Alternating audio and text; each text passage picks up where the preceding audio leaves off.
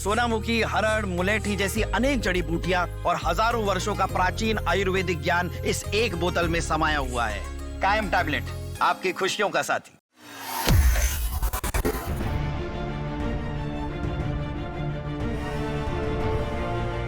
बांग्लादेश की पूर्व प्रधानमंत्री शेख हसीना, बताया जा रहा है कि वो इस वक्त हिंदुस्तान में ही कहीं है, लेकिन दैनिक जागरण के साथ शेख हसीना की एक्सक्लूसिव इंटरव्यू हुई है, एक्सक्लूसिव बातचीत। इस बातचीत में शेख हसीना ने क्या कुछ कहा है, जिस तरीके से ताजा मामले बांग्लादेश में देखने को मिले हैं, इस पर बांग्लादेश की पूर्व प्रधानमंत्री शेख हसीना ने बयान दिया है। कई सवाल पूछे गए उनसे जागरण की ओर से और उन्होंने उस पर जवाब दिए। इस पर बातचीत के लिए हमारे साथ सोनम हमारे साथ जुड़ी है। सोनम, पहले खबरें आती थी कि शेख हसीना के हवाले से कहा गया, शेख हसीना ने ऑनलाइन जरिए कई मीडिया चैनल्स को अपने जो अपना स्टेटमेंट है वो दिया। अब उन्होंने दैनिक जागरण के साथ भी बातचीत की है। जब जागरण ने उनके साथ एक्सक्लूसिव इंटरव्यू किया, उसके बाद उन्होंने कई सवालों के जवाब दे दिए, जिस तरीके से पिछले 17 महीनों से बांग्लादेश के हालात हैं। एक एक सवाल है, मैं इस वीडियो में हम लोग आपको वो सवाल और वो जवाब भी बताएंगे कि उस जवाब में शेख हसीना ने क्या आंसर किया और उनसे सवाल क्या पूछे गए जागरण की ओर से। आपको हम ग्राफिक्स के जरिए यहां पर दिखाएंगे जो शेख हसीना का बयान सामने आया है और सवाल क्या क्या उनसे पूछे गए। तो इस फहरिस्त में सबसे पहला सवाल शेख हसीना से दैनिक जागरण ने जो पूछा वो था शरीफ उस्मान हादी से जुड़ा। ये वो नाम है जिसकी वजह से बांग्लादेश में इस वक्त न जाने क्या क्या तस्वीरें देखने को मिल गई, कितने हिंदू अल्पसंख्यकों को टारगेट किया गया।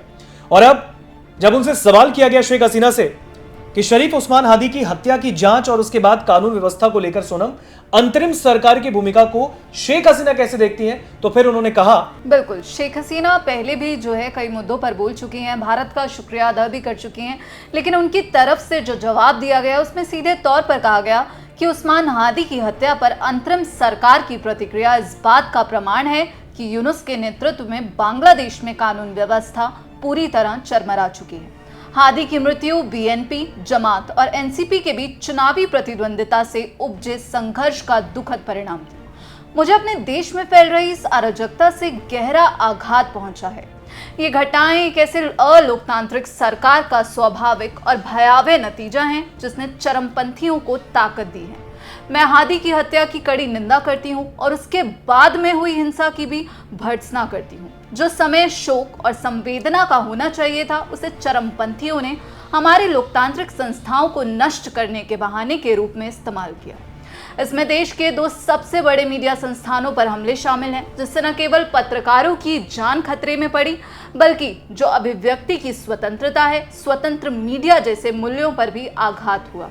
हमारी सरकार के कार्यकाल में अभिव्यक्ति की स्वतंत्रता का स्वागत किया गया। अखबार और पत्रकार बिना डर और हस्तक्षेप के काम करते थे।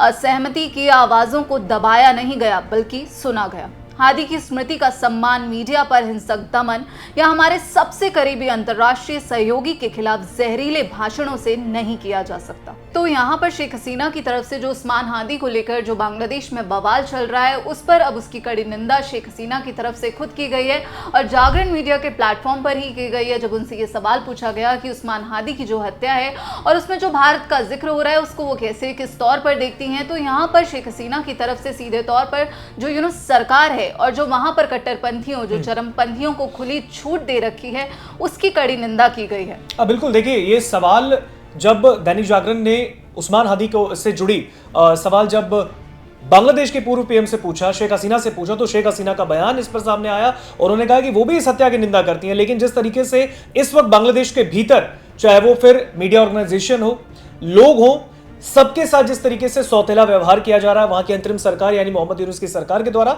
ये कहीं से भी एक्सेप्टेबल नहीं है। इसके बाद दूसरा सवाल दैनिक जागरण ने पूछा कि अंतरिम सरकार ने हिंसा और राजनीतिक साजिश के आरोपों को कैसे डील किया है, इससे स्थिरता बनाए रखने की उसकी क्षमता के बारे में आपको क्या पता चलता है। यह सवाल भी सोनम पूर्व प्रधानमंत्री शेख हसीना से पूछी गई, तो इस सवाल के जवाब में भी उन्होंने कहा, बिल्कुल, तो यहाँ पर दरअसल जब हिंसा पर उनसे ये सवाल पूछा गया तो सीधे तौर पर वो कहती हैं कि जब किसी सरकार के पास वैधता नहीं होती तो सामान्य कानून व्यवस्था की समस्याएं भी राष्ट्रीय संकट बन जाती हैं। हालात को शांत करने, देश को एकजुट करने और तेज व विश्वसनीय जांच करने के बजाय अंतरिम सरकार ने संदेह और गुस्से को बढ़ने दिया है। ये ऐसी सरकार है जो बुनियादी व्यवस्था भी कायम नहीं रख पा रही।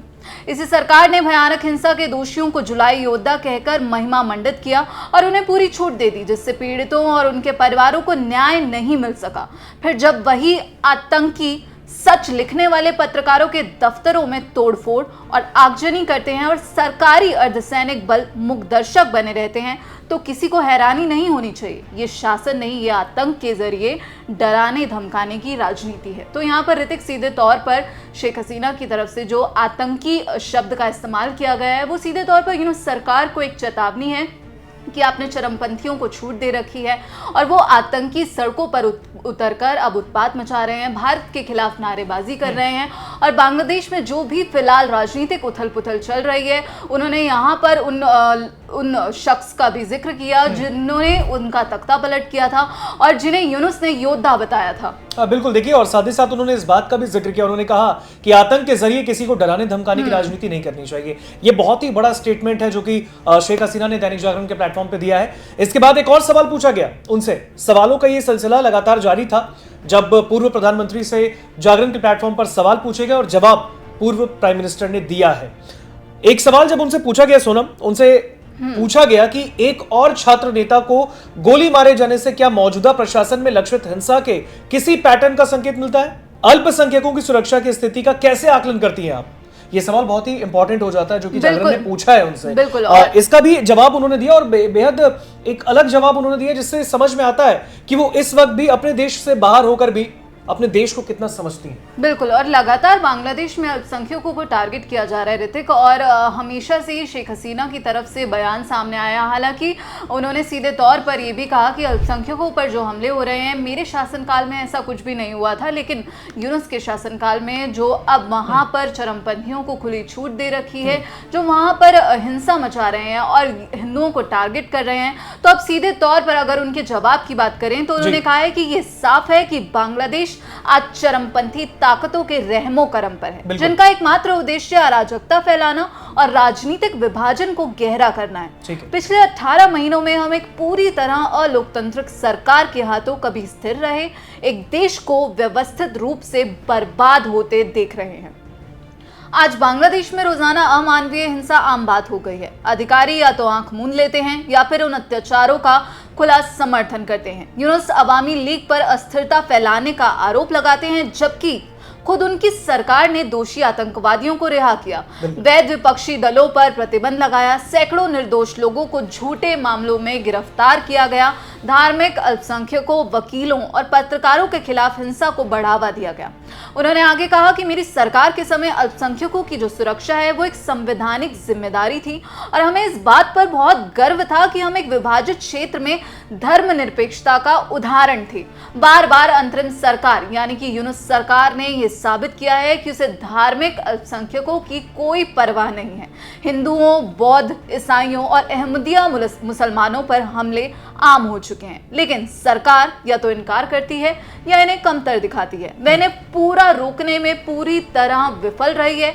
इस तरह की हिंसा न केवल देश को अंदर से अस्थिर करती है, बल्कि भारत जैसे पड़ोसी देशों के साथ हमारे अंतर्राष्ट्रीय रिश्तों को भी नुकसान पहुंचाती है, जिन्हें हमने बड़ी मेहनत से बनाया था। तो यहाँ सीधे तौर पर भारत का जिक्र करते हुए उन्होंने कहा कि भारत और बांग्लादेश के जो रिश्ते हैं, जो इतनी मजबूती से, जो इतना समय लेकर बनाए गए थे, जो समय के साथ मजबूत किए गए, कई बार जो भारत और बांग्लादेश, हमने ये भी देखा था कि बांग्लादेश की आज़ादी में जब भारत ने सीधा सीधा बांग्लादेश को आज़ाद कराया, लेकिन वही बांग्लादेश अब भारत को आंख दिखा रहा है। तो शेख हसीना के बयान में भी इसकी झलक जो है दिखाई दी गई है, जिसमें उन्होंने कहा कि भारत जो हमेशा हमारा सपोर्ट करता आया है, लेकिन वहीं बांग्लादेश में अब जो है हिंदुओं को टारगेट किया जा रहा है। तो अब सीधे तौर पर जो शेख हसीना का बयान है वो सीधा सीधा यूनुस सरकार को चेतावनी है कि तुम खुले तौर पर कुछ भी कर रहे हो, लेकिन ये मत भूलना कि भारत ही वही देश था जिसने हमें आज़ादी दिलाई है। बिल्कुल, देखिए, जिनसे निकलकर हमारा एक देश बना, बांग्लादेश जो है वो भारत से ही निकलकर वो बना, भारत ही उसका जन्मदाता है। और ऐसे में अगर हम देखें तो ऐसे वक्त में वो भारत को ही आंख दिखा रहा है। और शायद कहीं ना कहीं अगर हम देखें देखें तो शायद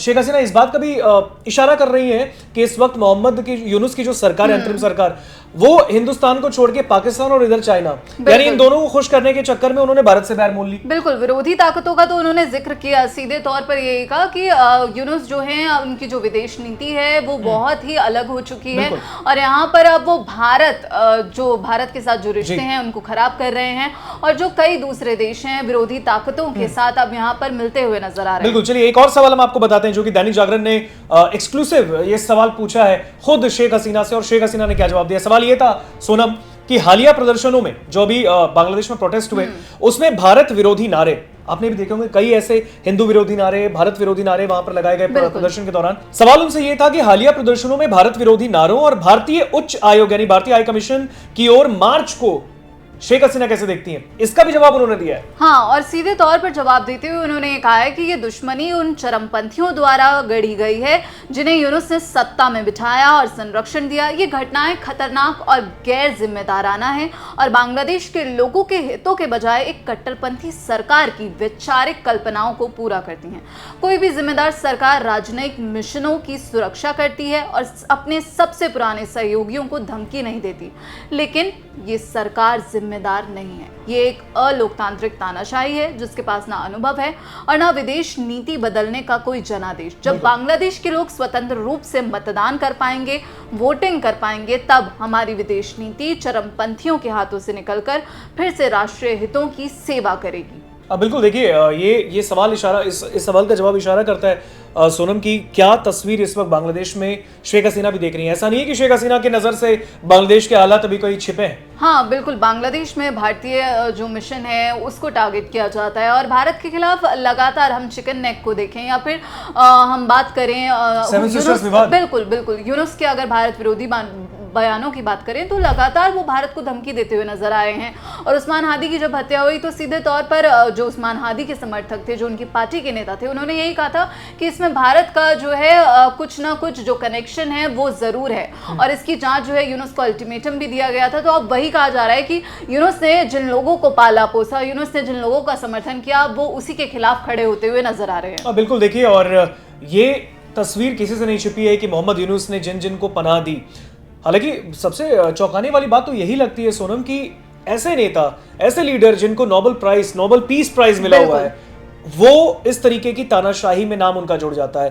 हालांकि चलिए इसके बाद एक और सवाल हम आपको बताते हैं। सवाल उनसे पूछा गया, दैनिक जागरण ने पूछा है शेख हसीना से कि भारत विरोधी भावनाएं द्विपक्षीय संबंधों को कैसे प्रभावित कर रही हैं और इन्हें कौन बढ़ावा दे रहा है, आखिर इनको सपोर्ट कौन कर रहा है, इनको आगे कौन लेके जा रहा है, इसका भी जवाब दिया शेख हसीना ने। सोनम, बिल्कुल, शेख हसीना फिलहाल भारत में रह रही हैं और लगातार भारत के समर्थन में उन्होंने कई बयान दिए हैं। शेख हसीना के बेटे ने भी भारत का शुक्रिया अदा किया था और ये कहा था कि भारत ने ऐसे समय में हमारा साथ दिया, मेरी माँ की ऐसे समय में जान बचाई जब हमें बहुत ज्यादा जरूरत थी कि कोई हमारा साथ दे, तब भारत हमारे साथ आया। और यहाँ पर अब भारत का जिक्र करते हुए उन्होंने कहा है कि भारत हमारा सबसे करीबी पड़ोसी और सबसे महत्वपूर्ण रणनीतिक साझेदार है। दोनों देशों के बीच दशकों से बना विश्वास किसी भी अस्थायी सरकार से कहीं अधिक मजबूत है। हमारे शासनकाल में हमने सबसे दोस्ती, किसी से दुश्मनी नहीं के सिद्धांत पर काम किया, जिससे क्षेत्रीय सहयोग मजबूत हुआ। यूनुस के सहयोगियों की आक्रामक भाषा बांग्लादेश के हितों को स्थायी नुकसान पहुंचाएगी और दशकों की मेहनत से बने रिश्तों को कमजोर करेगी। ये विचार जनता की इच्छा नहीं दर्शाते क्योंकि यूनुस के पास कोई लोकतांत्रिक समर्थन है ही नहीं। इन्हें इन चरमपंथी ताकतों और राजनीतिक अवसरवादियों द्वारा बढ़ावा दिया जा रहा है जो अराजकता और टकराव से फायदा उठाते। ऐसी सरकार जो इस तरह की बयानबाजी को सहन करती है या उसका इस्तेमाल करती है, वह देश की संप्रभुता, उसकी सुरक्षा और अंतर्राष्ट्रीय प्रतिष्ठा की रक्षा करने में पूरी तरह असफल है। तो यहाँ पर उन्होंने सीधे तौर पर ऋतिक ये कहा है कि भारत और बांग्लादेश के रिश्ते अभी भी वैसे ही मजबूत बने रहे हैं चाहे कोई भी सरकार आ जाए, क्योंकि उसके पास समर्थन ही नहीं है। वो वहां पर सरकार तो चला रहे हैं लेकिन जो लोगों का समर्थन है वो उनके पास नहीं है। और भारत और बांग्लादेश के रिश्ते बहुत मेहनत से बनाए गए हैं, वो किसी की भी ऐसी नीतियों से नहीं टूट सकते जहां पर चरमपंथियों को सपोर्ट किया जा रहा है, जहां पर आतंक को बढ़ावा दिया जा रहा है। तो सीधे तौर पर भारत की तारीफ करते हुए शेख हसीना फिर से नजर आई हैं। बिल्कुल, देखिए शेख हसीना ने जिस तरीके से एक्सक्लूसिव इंटरव्यू दैनिक जागरण ने उनका किया है, इसमें कई सवाल और बेबाक सवाल उनसे पूछे गए। खुद पूर्व प्रधानमंत्री से उनसे कहा गया कि क्या सोच रही है इस वक्त बांग्लादेश को देखते हुए, क्या विचार, पहला थॉट क्या आता है आपके मन में जिस बांग्लादेश पर कभी आपकी हुकूमत थी, कभी शेख हसीना की हुकूमत थी, आज वो बांग्लादेश किस तरीके से मोहम्मद यूनुस के हाथों आज पूरी दुनिया में एक गलत पैगाम दे रहा है।